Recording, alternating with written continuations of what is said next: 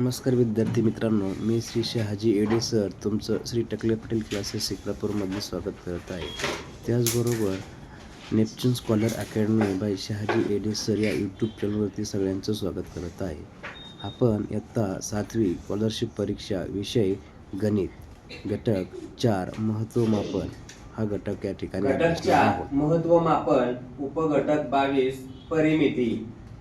आता या परिमितीवर आधारित आपल्याला काही सूत्र पाहिजेत. परिमिती म्हणजे काय, तुम्हाला ज्याचा शेप साईज आकार दिला जाईल त्याच्या सगळ्या बाजूंची बेरीज, याचा अर्थ काय आहे, परिमिती असं म्हटलं जातं.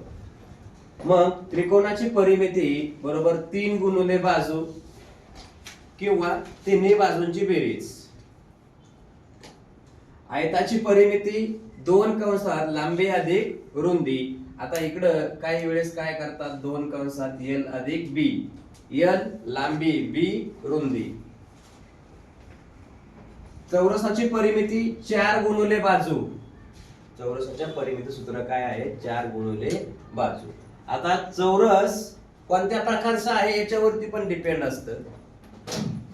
चौरस असेल, समभुज चौकोन असेल, समांतरभुज चौकोन असेल, समलंब चौकोन असेल, अशा वेळेस एकच डोक्यात ठेवायचं सर्व बाजूंची बेरीज म्हणजे त्या आकृतीची परिमिती. वर्तुळाची परिमिती 2 पाय r बरोबर पाय d. वर्तुळाचा परिघ म्हणजेच वर्तुळाची परिमिती असते. वर्तुळाचा परिघ म्हणजेच काय असतं, वर्तुळाची परिमिती असते. वर्तुळाची परिमिती काढायची असेल तर 2 पाय r आणि इकडं पाय d. d म्हणजे व्यास, वर्तुळाचा व्यास. अर्धवर्तुळाची परिमिती पाय r प्लस 2r, त्यालाच पाय r प्लस d असंही म्हटलं जातं. 6वा आहे व्यास बरोबर d बरोबर 2 त्रिज्या, याचा अर्थ 2r. म्हणजे व्यास बरोबर काय, म्हणजे इथून पुढे सूत्र असं जरी लिहिलं d बरोबर 2r, मग r बरोबर काय होऊ शकतं, d/2. म्हणजे काही वेळेस जर तुम्हाला व्यास दिला आणि त्रिज्या काढायला सांगितली तर व्यासाच्या निंपट त्रिज्या असते, हे डोक्यात ठेवायचं. 7वा आहे बहुभुज आकृतीची परिमिती बरोबर बहुभुज आकृतीच्या सर्व बाजूंच्या लांबींची बेरीज. बहुभुज आकृती म्हणजे काय, त्या आकृतीला 5 बाजू असतील, 6 बाजू असतील, 7 बाजू असतील, 8 बाजू असतील, 9 बाजू असतील, 10 बाजू असतील, तर सगळ्या बाजूंची काय करायची, बेरीज करायची. ती तुमची काय झाली, त्या बहुभुज आकृतीची परिमिती. 8वा महत्त्वाचं वाक्य आहे चौरसाच्या सर्व बाजूंना आतून स्पर्श करणाऱ्या वर्तुळाची त्रिज्या व चौरसाची बाजू यांचे गुणोत्तर नेहमी 1:2 असते. कसे असते, 1:2. याचा अर्थ हे वर्तुळ आहे आणि या वर्तुळाला आतल्या बाजूनं असं स्पर्श केलेलं काय आहे, चौरस, आणि चौरसाच्या आतून काय करणार आहे, वर्तुळ. हे काय करतंय, स्पर्श करतंय. तर मग यांचं म्हणणं काय आहे, चौरसच्या सर्व बाजूंना आतून स्पर्श करणाऱ्या वर्तुळाची त्रिज्या ही वर्तुळाची त्रिज्या झाली. मग हे वर्तुळाचं काय झाला, व्यास झाला. आणि मग त्रिज्या इथून इकडं म्हणजे ही एक r, ही एक r, असे किती r झाले, 2r झाले. याचा अर्थ d बरोबर किती, 2r. मग हा व्यास आणि चौरसाची बाजू सारखीच असते. व्यास आणि चौरसाची एक बाजू कशी असते, सारखीच असते. हा त्याचा काय आहे, अर्थ आहे. कारण पुढे याचा उपयोग तुम्हाला उदाहरण सोडवण्यासाठी करायचा आहे. त्रिज्या देतील किंवा चौरस देतील आणि चौरसाला आतून वर्तुळ स्पर्श करते, तर त्या चौरसाची परिमिती किती, वर्तुळाची परिमिती नाही विचारणार, चौरसाची परिमिती विचारतील आणि वर्तुळाची त्रिज्या देतील. याच्यावर आधारित प्रश्न आपल्याला पाहिजेत. पहिला प्रश्न आहे बघा, एका चौरसाची बाजू 10 मीटर आहे तर चौरसाची परिमिती किती, असा प्रश्न. इथं चौरसाची परिमिती बरोबर 4 गुणिले बाजू. मग चौरसाची परिमिती बरोबर सूत्र 4 गुणिले बाजू. 4 बाजू किती दिली, 10. उत्तर किती आलं, 4 गुणिले 10 40 मीटर. एकक बी महत्वाचं आहे. परिमितीसाठी एकक मीटर असतं, क्षेत्रफळासाठी एकक काय वापरलं जातं? मीटर स्क्वेअर, चौमीटर. दुसरा प्रश्न आहे, एका आयताकृतीची बघा, एका आयताची लांबी 8 सेंटीमीटर वरून ते 6 सेंटीमीटर आहे, तर आयताची परिमिती किती?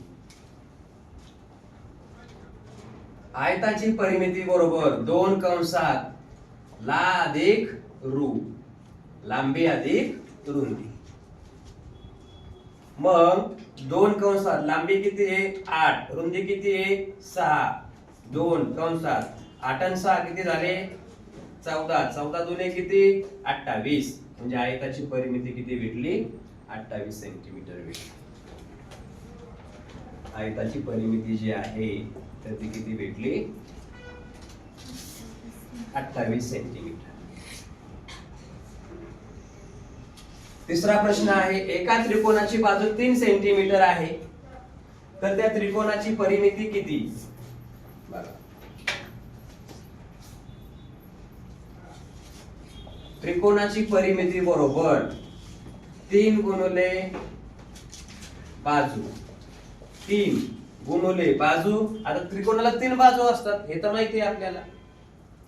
3 गुणिले बाजू किती दिलेली आहे? 3. 3 त्रिक किती झाले? 9.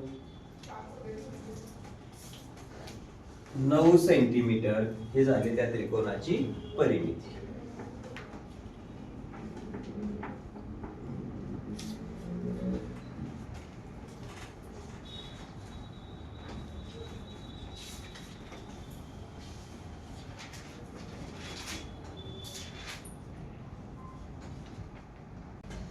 स्वाध्याय 22 त्यातला प्रश्न 1, 4 क्रमांकाचा. एका बसच्या चाकाचा व्यास 1.4 मीटर आहे.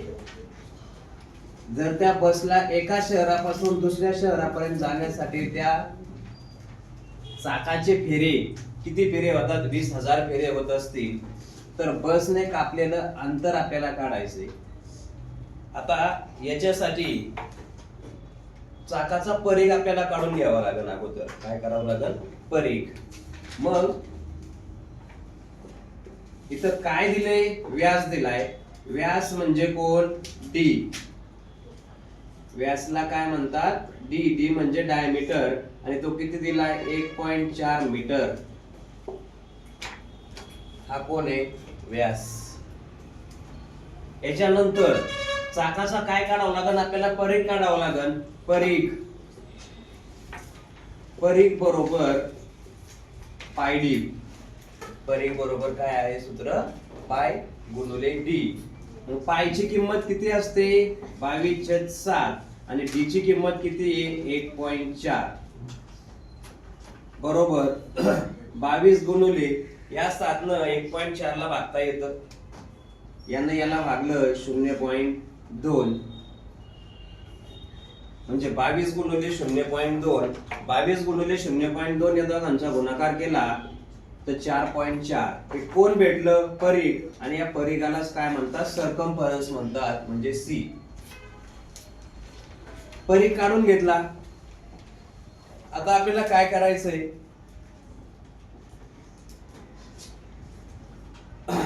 अंतर काढायचंय. काय काढायचंय? अंतर काढायचं आहे. मग सूत्र येईल. सूत्र काय आहे? अंतर बरोबर फेरे गुणिले परिघ. हे सूत्र महत्वाचं आहे.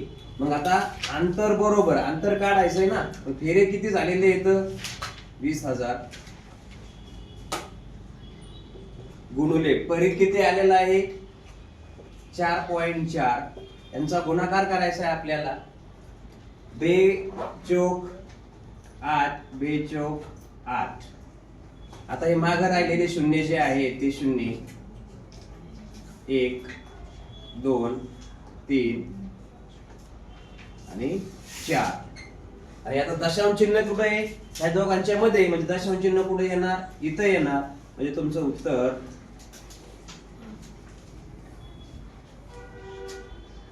किती येणार? 88,000 अंतर मीटर मध्ये झालं. हे कशामध्ये झालं? मीटर मध्ये झालं.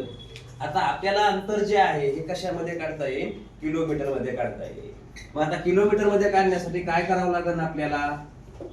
अंतर बरोबर 88,000 भागिले 1,000. याचं कारण काय आहे? 1 किलोमीटर म्हणजे किती? 1,000 मीटर. 1 किलोमीटर म्हणजेच 1,000 मीटर. यानं याला भागलं म्हणजे उत्तर किती आलं? 88 किलोमीटर. म्हणजे अंतर नेहमी मीटर मध्ये ठेवत नाही, किलोमीटर मध्ये गृहीत धरलं जातं आणि लांबचं अंतर आहे.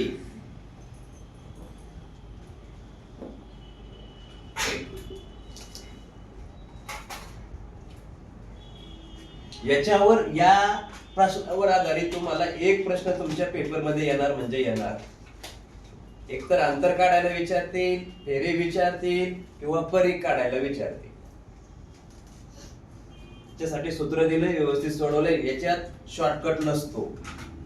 इथं तुम्हाला एकदा सूत्र माहित झालं की सूत्राच्या आधारे कॅल्क्युलेशन करावं लागतं. पुढचा प्रश्न आहे 5वा. एका सुषम षटकोनाच्या बाजूची लांबी 6 सेंटीमीटर आहे, तर षटकोनाची परिमिती किती? आता सुषम षटकोन म्हणजे काय? 6 कोन, म्हणजे त्याला 6 बाजू असतील. कसा असतो?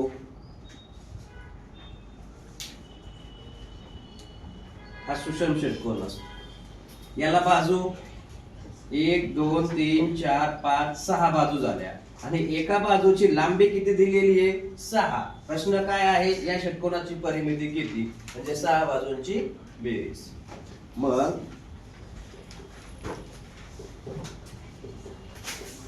षटकोनाची परिमिती 6 गुणुले बाजू. 6 गुणुले किती बाजू आहे? 6. म्हणजे 6 गुणुले 6 36. इथं एकक काय दिलंय? सेंटीमीटर. म्हणजे इथं पण काय देणार? सेंटीमीटर. म्हणजे हे झालं याचं उत्तर. कळलं? आता याच्यानंतर 6वा प्रश्न आहे. एका समभुज चौकोनाचे कर्ण. हे बघा, हा एक कर्ण आहे, हा दुसरा कर्ण आहे. म्हणजे एका कर्णाची लांबी दिली 24 सेंटीमीटर, दुसऱ्या कर्णाची लांबी दिली 32 सेंटीमीटर. तर त्या समभुज चौकोनाची परिमिती काढायची आपल्याला. समभुज चौकोनाची काय काढायची आहे? परिमिती काढायची आहे. मग आता समभुज चौकोनाची परिमिती काढण्यासाठी समभुज चौकोनाला कर्ण असतात म्हणजे डायगोनल असतात. कर्णाला काय म्हणतात? डायगोनल म्हणतात. मग मी आता इथं काय करतोय? कर्ण, पहिला कर्ण म्हणजे याला म्हणतो D1 डायगोनल 24, दुसरा कर्ण डायगोनल 32. D1 D2 म्हणजे काय गृहीत धरलं मी आता? कर्ण. मग मी याला असंही म्हणतो, इथं बरोबर करून दाखवतो. हा एक कर्ण आणि हा दुसरा कर्ण. आता समभुज चौकोनाची परिमिती, समभुज चौकोनाची अगोदर आपल्याला काय करावं लागेल? बाजू काढावी लागेल. काय काढावी लागेल? बाजू. मग समभुज चौकोनाची बाजू, समभुज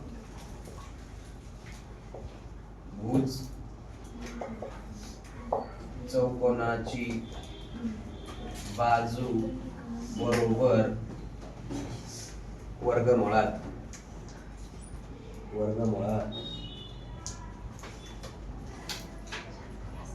D1/2 bracket square D2/2 bracket square. हे सूत्र आहे.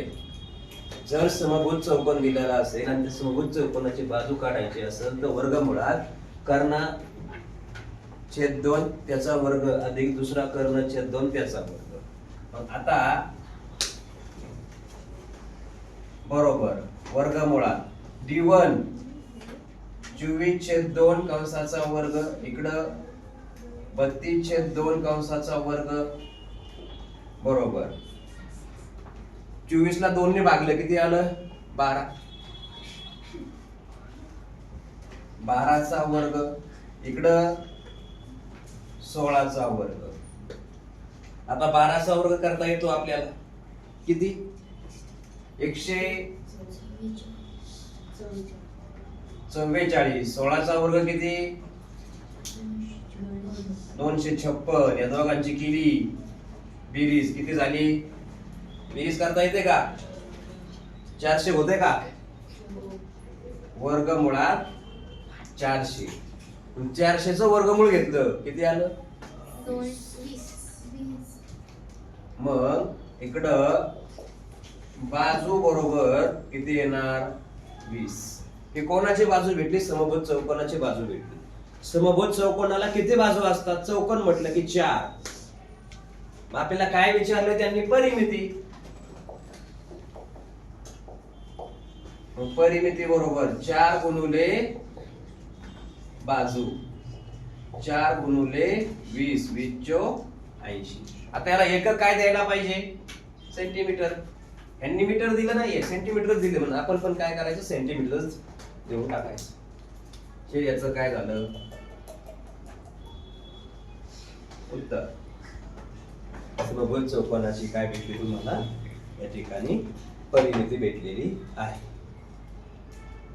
आता 7वा प्रश्न आहे बघा.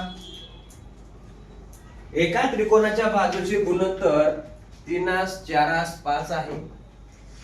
त्रिकोणाची परिमिती 24 आहे. तर त्रिकोणाच्या सर्वात मोठ्या बाजूची लांबी किती बघा. असे प्रश्न दिल्यानंतर काय करायचं इथं गुणोत्तरात दिलंय कशात दिलेलं आहे गुणोत्तरात दिलेलं आहे. मग गुणोत्तरात दिल्याने नेहमी काय करायचं x मानायचं. मग काय होईल बघा बाजू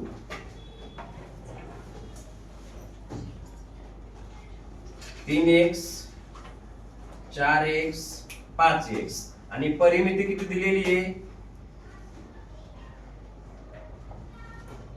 24. परिमितीचा अर्थ काय तिन्ही बाजूंची बेरीज. मग काय होईल बघा 3x अधिक 4x अधिक 5x बरोबर 24. बेरीज किती झाली 4 आणि 3 7 आणि 5 12.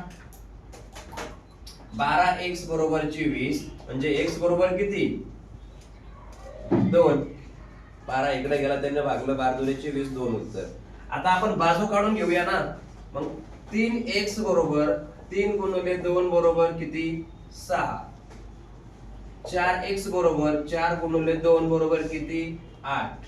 नंतर 5x 5 गुणिले 2 बरोबर किती 10. आणि त्यांचा प्रश्न काय आहे पहा मोठ्या बाजूची लांबी कोणती कोण दिसते मोठी 10 वाली कळलं. म्हणून यांचं म्हणणं काय आहे मोठी बाजू 10. हे झालं याचं.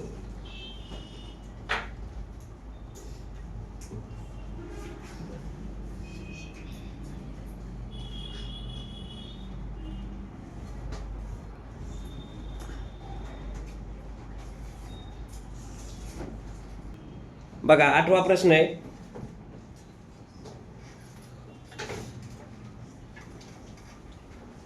एका चौरसाची बाजू 12 सेंटीमीटर आहे. चौरस कर्णावर कापला. चौरसाला कर्ण असतो पण त्यांचं म्हणणं आहे चौरस कर्णावर कापला तर तयार झालेल्या त्रिकोणापैकी एका त्रिकोणाची परिमिती काढायची आहे. बघा जसं प्रश्न दिलाय तसं जाऊया आपण. एक चौरस आहे. चौरसाच्या चारही बाजू कशा असतात समान. आता चौरसाची बाजू दिली त्यांनी बघा किती 12 झाली. चौरसाची बाजू कशी समान आहे दिली आपण 12. आता यांनी काय म्हटलंय हा चौरस कर्णावर कापला म्हणजे असा कापला. इथं कर्ण आहे तो चौरस काय केला कर्णावर कापला. तर त्रिकोणापैकी बघा किती त्रिकोण तयार झाले हा एक आणि हा एक 2 त्रिकोण तयार झाले. म्हणजे तुम्हाला काय करायचंय त्रिकोणापैकी एका त्रिकोणाची परिमिती काढायची. आपल्याला काय आहे, या त्रिकोणाच्या परिमिती काढण्यासाठी तिन्ही बाजू माहिती असणे गरजेचं आहे. तिन्ही बाजू इथं माहित नाहीयेत, आपल्याला कर्ण काढावा लागेल. काय काढावं लागेल? कर्ण काढावा लागेल. मग कर्ण कसा काढायचा? चौरसाचा कर्ण बरोबर, त्याला डायरेक्ट सूत्र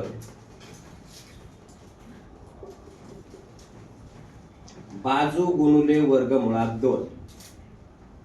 चौरसाचा कर्ण काढण्यासाठी सूत्र काय आहे? बाजू गुणिले वर्गमुळात 2. मग चौरसाचा कर्ण भेटला बघा. बाजू किती आहे? 12 वर्गमुळात 2 झालं, कर्ण मिळून गेला. आता काय करायचंय? हा कर्ण भेटला म्हणजे ह्याची किंमत भेटली तुम्हाला 12 वर्गमुळात 2. आणि यांचा प्रश्न काय? 2 त्रिकोण तयार झाले. त्या 2 त्रिकोणापैकी काय करायचंय? एका त्रिकोणाची परिमिती काढायची. मग त्रिकोणाची परिमिती बरोबर काय सूत्र आहे? तिन्ही बाजूंची बेरीज. तिन्ही बाजू आपण खालचा त्रिकोण घेऊया. 12 अधिक 12 अधिक 12 वर्गमुळात 2 घेतले. आता कॅल्क्युलेशन करू. यांची बेरीज हे 12 आणि हे 12 किती झाले? 24. 24 अधिक किती? 12 वर्गमुळात 2. तुमच्यासारखे तुम्हाला फसवण्यासाठी पर्याय काय काय असतील पर्याय ते पण सांगतो. 24 अधिक 12 वर्गमुळात 2 हा पण पर्याय असेल. 24 आणि 12 किती झाले? 36. 36 वर्गमुळात 2 हा पण पर्याय असेल.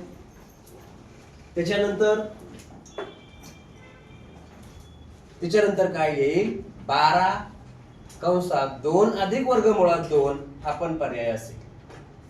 कळलं? मग इथं काय आहे?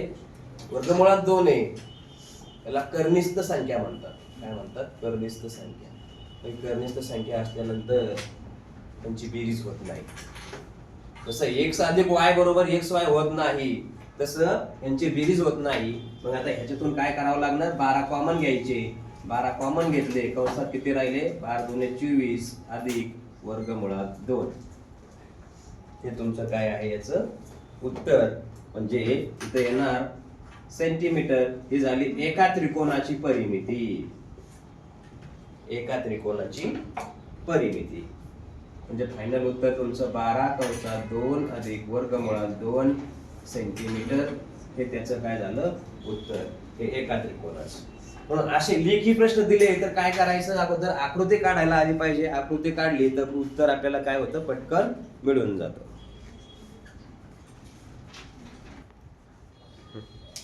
नवा प्रश्न आहे. एका वर्तुळाकार बागेची त्रिज्या 35 मीटर आहे. त्या बागेभोवती तारेची 4 पदरी कुंपण घालण्यासाठी प्रति मीटर 44 रुपये प्रमाणे किती खर्च येईल? मग आपल्याला पहिल्यांदा त्याची वर्तुळाची परिमिती काढावी लागेल. मग वर्तुळाची परिमिती बरोबर 2 गुणिले पाय आर वर्ग पाय आर. मग आपल्याला सूत्रात टाकून घ्यायचं. पायची किंमत 22/7 असते गुणिले आर. आपल्याला आर म्हणजे त्रिज्या आणि त्रिज्या 35 दिलेली आहे.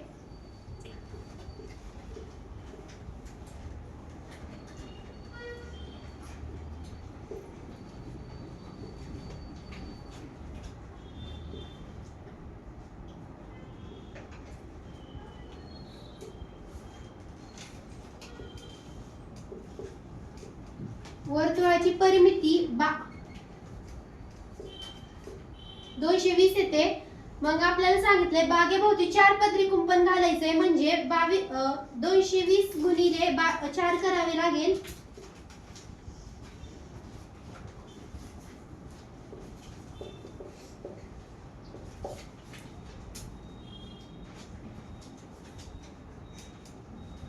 कुंपण घालण्यासाठी प्रति मीटर 44 रुपये प्रमाणे किती खर्च येईल? म्हणजे 880 गुणिले 44.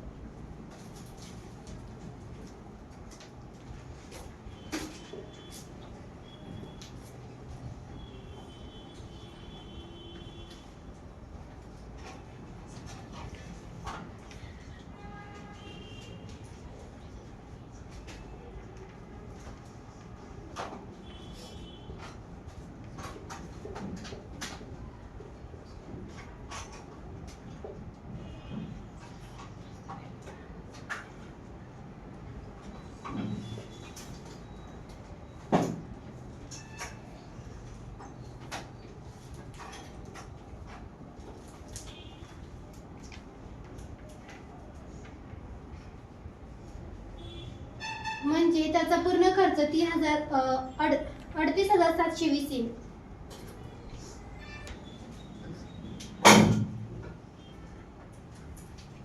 बघा इथं वर्तुळाकार बागेची त्रिज्या दिली होती 35 मीटर, त्या भोवती तारेचे 4 पदरी कुंपण घातलं. मग आपल्याला अगोदर काय करून वर्तुळाची परिमिती काढायची. 2 पायात किंमत टाकलेली आहे, किंमत टाकून काय केलं, कॅल्क्युलेशन केलं. म्हणजे वर्तुळाची परिमिती 220 भेटली. एकूण खर्च काढायचा 220 गुणिले 4, 4 पदरी कुंपण आहे म्हणून 880 मीटर एवढी लांबी झाली. आता काय झालंय, प्रत्येक मीटरला किती खर्च येतोय, 44 रुपये. म्हणजेच 880 मीटरला किती खर्च येणार, 38,720 रुपये एवढा खर्च येईल. म्हणजे तुमचं फायनल उत्तर जे आहे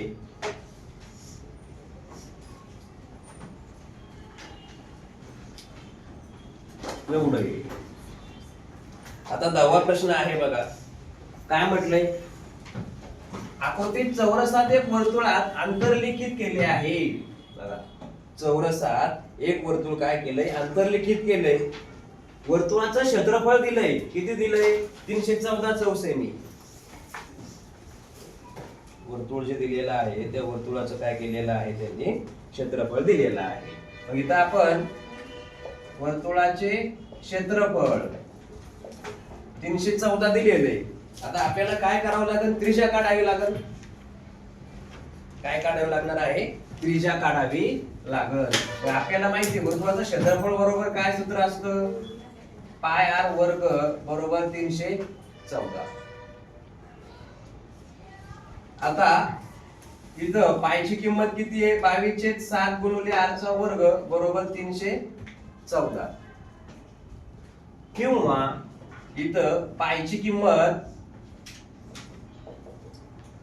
22/7 किंवा 3.14 अशी पण गृहीत धरली जाते. मग आता काय होईल बरं, बघा मी इथं 3.14 पायची किंमत घेतो. मग आर चा वर्ग बरोबर 314 भागिले 3.14. खाली दशांश चिन्ह आहे, ते दशांश चिन्ह काय करायचं, कॅन्सल करायचंय. म्हणजे याला किती न गुणावं लागेल, 100 न. खाली पण किती न गुणावं लागेल, 100 न गुणावं लागेल. म्हणजे आर वर्ग बरोबर 314 मागा किती येतील, 2 शून्य भागिले किती, 314. आता काय होईल, 314 न याला भाग जाईल, यानं याला भागलं, उत्तर किती आलं बघा, आर वर्ग बरोबर 100. आणि मग त्रिज्या आर बरोबर किती, 10. मग वर्तुळाची ही जी त्रिज्या आहे, ही त्रिज्या जर 10 झाली तर हा वर्तुळाचा व्यास झाला. म्हणजे व्यास किती झाला वर्तुळाचा, व्यास किती झाला वर्तुळाचा, 20. मग वर्तुळाचा व्यास आता बघा, मग इथं डी बरोबर 2r म्हणजे व्यास बरोबर 2 गुणिले 10 म्हणजे डी बरोबर किती, 20. आता वर्तुळावरील हा बिंदू आणि हा बिंदू, हे दोन बिंदू जोडलेत म्हणजे व्यास तयार झालाय. तो व्यास म्हणजेच काय झाली, चौरसाची एक बाजू झाली. तो व्यास म्हणजेच काय असतो, चौरसाची एक बाजू असते. म्हणजे ही बाजू चौरसाची किती भेटली, 20 भेटली. आणि काय विचारलंय त्यांनी, चौरसाची परिमिती किती आहे. मग चौरसाची परिमिती 4 गुणिले 20 बरोबर किती, 80. ही तुम्हाला कोण भेटली, चौरसाची परिमिती भेटलेली आहे. आणि एका काय येणार आहे, सेंटीमीटर. कळलं. आता याच्यानंतर 11वा प्रश्न आहे, कोण सोडवतं,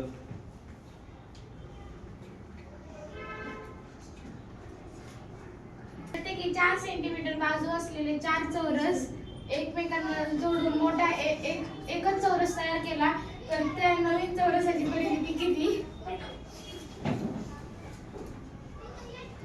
एका चौरसाची बाजू 4 आहे तर आपण त्याला 4 चौरस जोडून जर एक चौरस तयार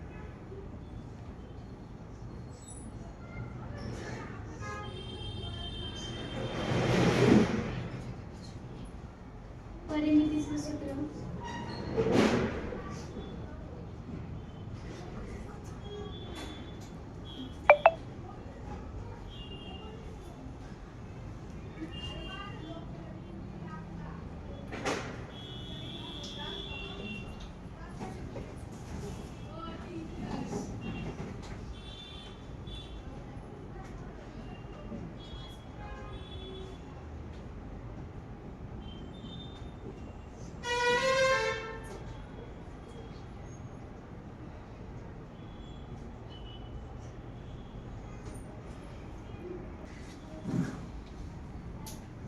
बघा तिने कसं सोडवलं होतं. इथं प्रत्येकी 4 सेंटीमीटर बाजू असलेले 4 चौरस आहेत. हे 4 चौरस काढून दाखवले. त्या प्रत्येकाची बाजू किती आहे? 4 आणि ते एकमेकांना जोडले. मोठा चौरस तयार झाला. या मोठ्या चौरसाची बाजू किती झाली? मग 8 सेंटीमीटर होईल. आणि चौरसाची परिमिती विचारलेली आहे. मग परिमिती बरोबर बाजू गुणिले 4, बाजू किती ठेवली? 8. मग 8 गुणिले 4, 8 चौक 32. म्हणजे चौरसाची नवीन चौरसाची परिमिती जी आहे ती किती झालेली? 32. ह्याच्यातच प्रश्न कसा वाढवला जाईल? तयार झालेला नवीन चौरस आणि आधीचा चौरस यांच्यातला फरक किती? परिमितीचा फरक किती? असा प्रश्न विचारला जाऊ शकतो. मग आधीचा चौरस किती आहे? 4 सेंटीमीटरचा आहे. 4 चौक 16 आणि हे किती झाले? 32. 32 मधून 16 गेले म्हणजे किती फरक आला? अशा प्रकारे हा टॉपिक या ठिकाणी संपलेला आहे. हा व्हिडिओ जर तुम्हाला आवडला तर Neptune scholar academy by Shahaji Ede sir या यूट्यूब चॅनलला सबस्क्राईब करा, लाईक करा, शेअर करा आणि शेजारचं बेल आयकॉनचं बटन दाबा. धन्यवाद.